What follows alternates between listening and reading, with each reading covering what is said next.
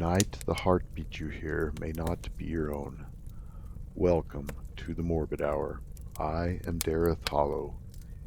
Tonight we once again crack open the pages of Edgar Allan Poe. This is a tale not of ghosts or ghouls, but of obsession, guilt, and a single unblinking eye. Listen closely. Beneath the floorboard something stirs. This is the telltale heart. True. Nervous, very, very dreadfully nervous I had been and am. But why will you say that I am mad? The disease had sharpened my senses, not destroyed, not dulled them. Above all was the sense of hearing acute. I heard all things in the heaven and in the earth. I heard many things in hell. How then am I mad?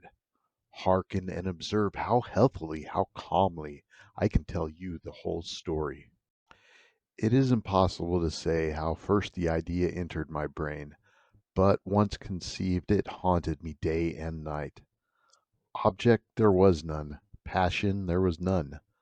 I loved the old man, he had never wronged me, he had never given me insult. For his gold I had no desire. I think it was his eye. Yes, it was this. He had the eye of a vulture, a pale blue eye with a film over it.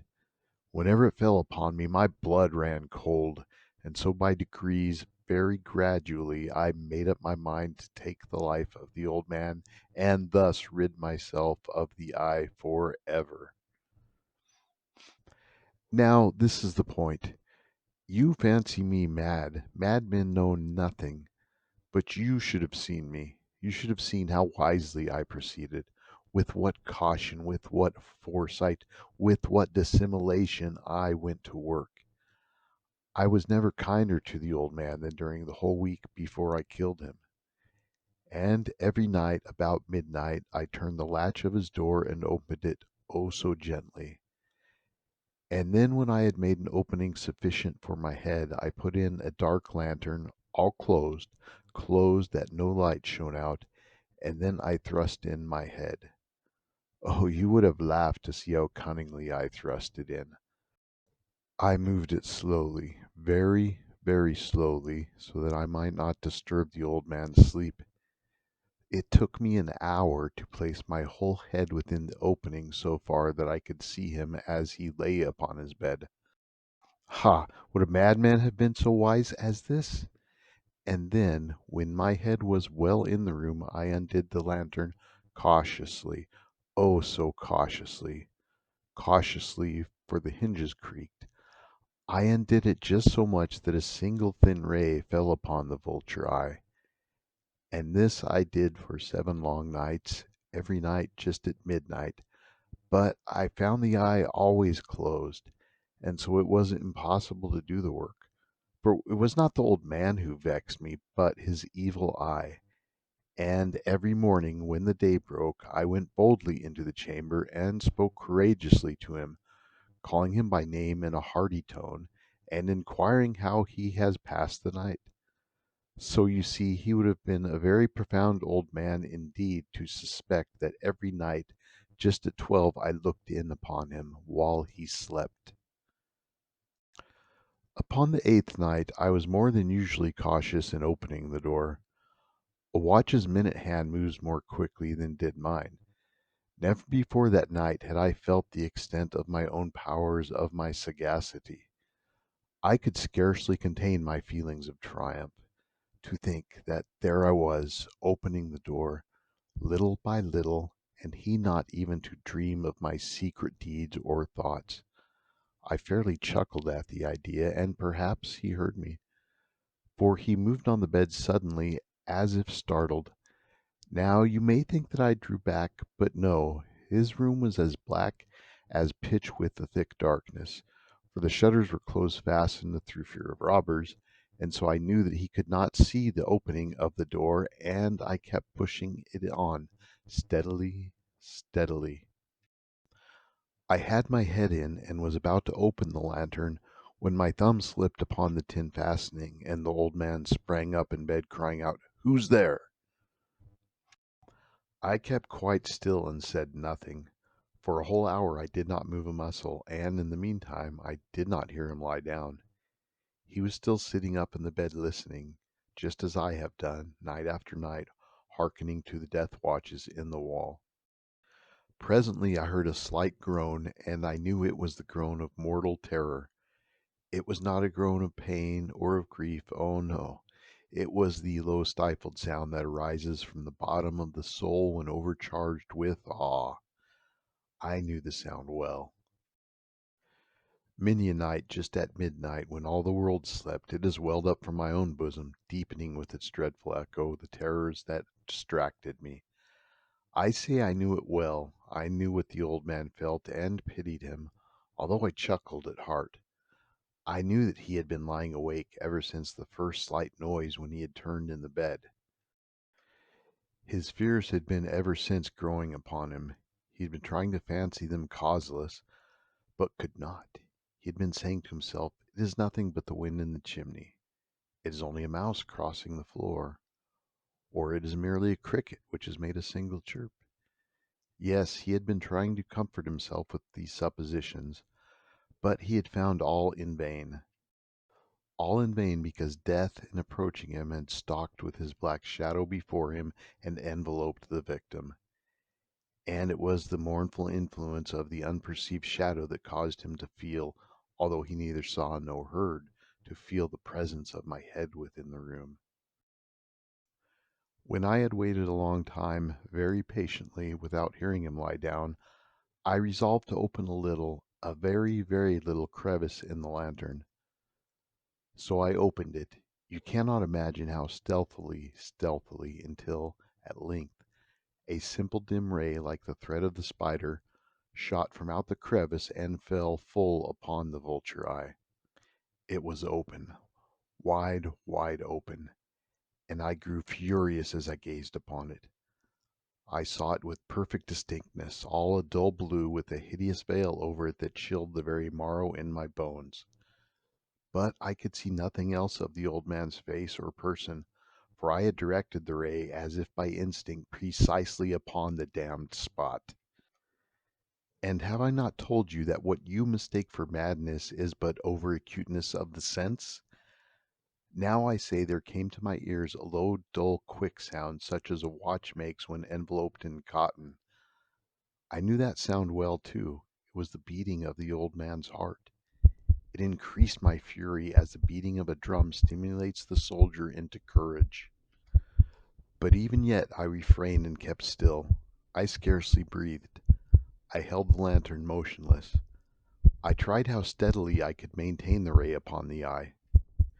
Meantime the hellish tattoo of the heart increased. It grew quicker and quicker, and louder every instant. The old man's terror must have been extreme. It grew louder, I say louder, every moment. Do you mark me well? I have told you that I am nervous, so I am.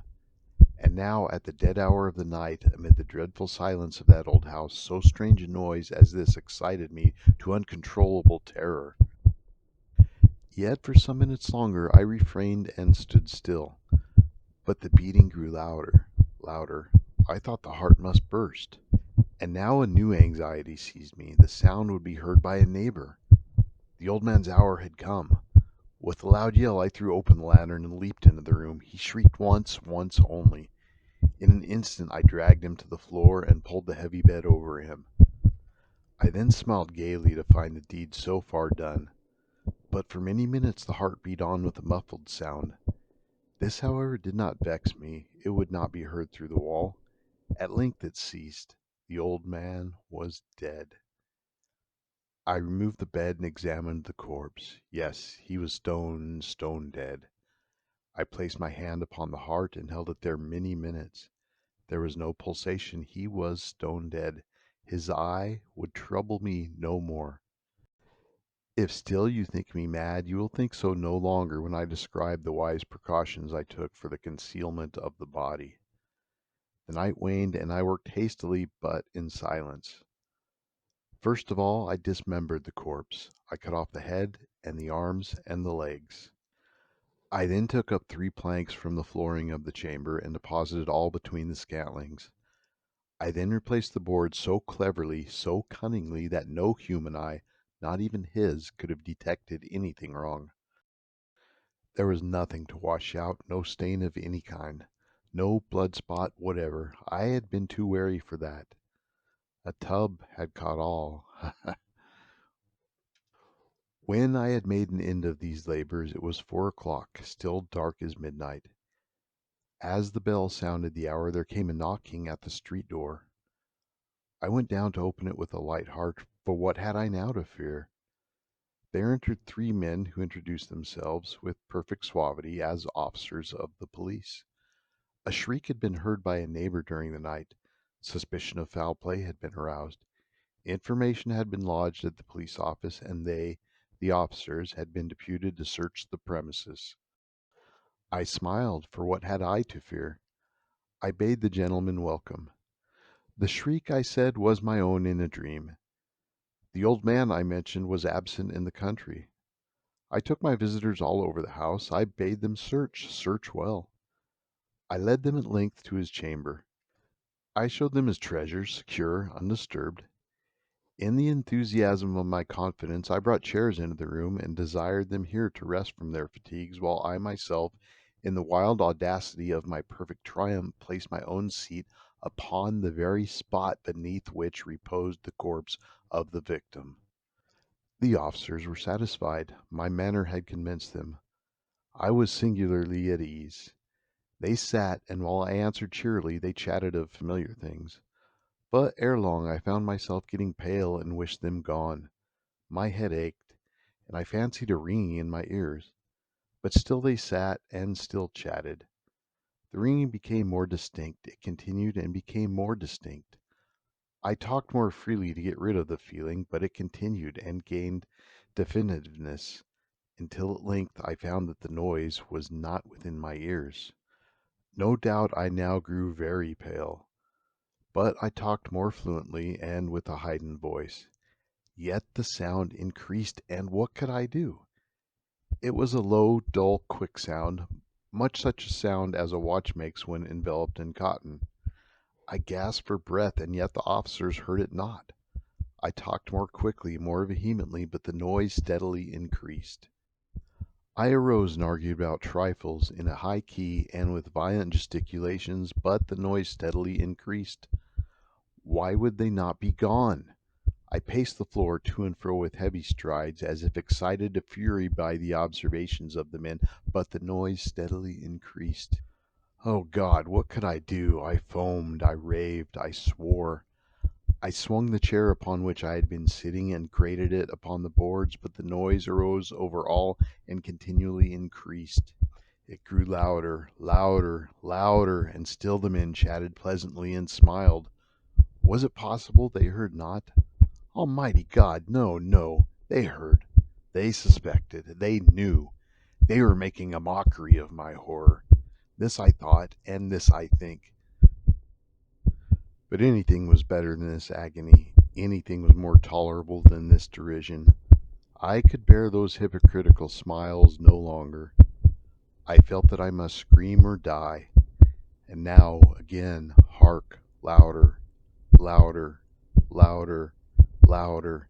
Villains, I shrieked, dissemble no more. I admit the deed. Tear up the planks. Here, here. It is the beating of his hideous heart. And so the heart beat stilled, not by justice, but by guilt. The floorboards remained, but it was the mind that cracked. The telltale heart is not a tale of discovery, but of confession. The police, we must assume, suspected nothing. They sat calm, unaware, until the shriek of madness laid the truth. He might have gotten away. There was no evidence, no witness, no clue. But the weight of the deed grew too heavy to bear, not in the world outside, but in the chambers of his own mind. So he gave himself up, not because he had to, but because he could no longer not. I am Dareth Hollow, and this has been the Morbid Hour. Until next time, keep your secrets buried deep, lest they begin to thump.